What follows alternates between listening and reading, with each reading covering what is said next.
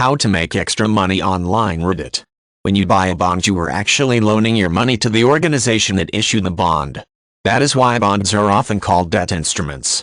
The principal is repaid on the maturity date. In the meantime, you are paid a set amount of interest, usually every 6 months. This interest is called the coupon or coupon rate. It's called that because bonds used to come with little coupons attached that you would cut off and send in twice a year to receive the interest payment. Nowadays, the coupon rate is nothing more than the annual interest rate. Treasury bonds, also known as T-bonds for short, are issued by the United States government and are considered to be the safest of the three bonds. The only risk is if they are sold prior to maturity. Super safety comes at a cost though, and in the case of Treasury bonds that means lower returns than other bonds. Interest is paid on Treasury bonds twice a year and can be purchased in maturities ranging up to 30 years. All T-bonds are issued in face values of $1,000 with different purchase minimums with each type of security. It is impossible to redeem a Treasury bond before maturity, and interest payments stop as soon as the bonds mature. Corporate bonds are issued by companies in order to raise capital. While they can be very safe investments when issued by strong established companies, the reverse is true for companies that are not rock solid.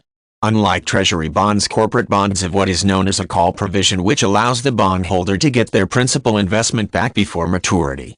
Most corporate bonds have fixed interest rates, and some called zero coupons are sold at a significant discount in exchange for the bondholder agreeing to wait until maturity to receive interest payments.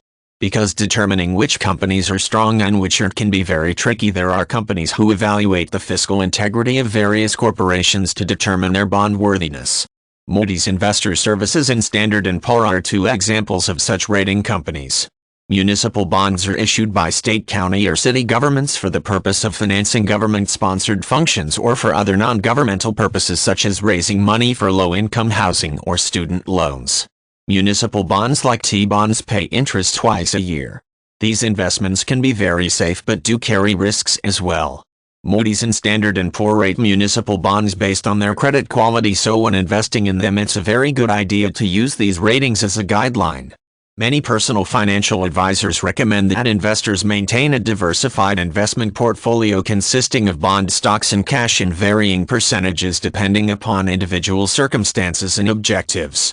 Because bonds typically have a predictable stream of payments and repayment of principal, many people invest in them to preserve and increase their capital or to receive dependable interest income.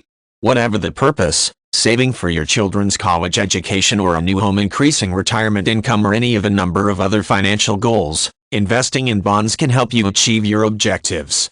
All investments offer a balance between risk and potential return. The risk is the chance that you will lose some or all the money you invest. The return is the money you stand to make on the investment.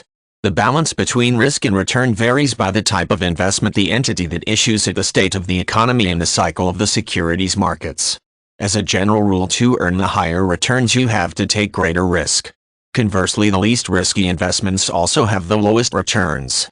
Bonds carry the promise of their issuer to return the face value of the security to the holder at maturity. Stocks have no such promise from their issuer. Most bonds pay investors a fixed rate of interest income that is also backed by a promise from the issuer. Stocks sometimes pay dividends, but their issuer has no obligation to make these payments to shareholders.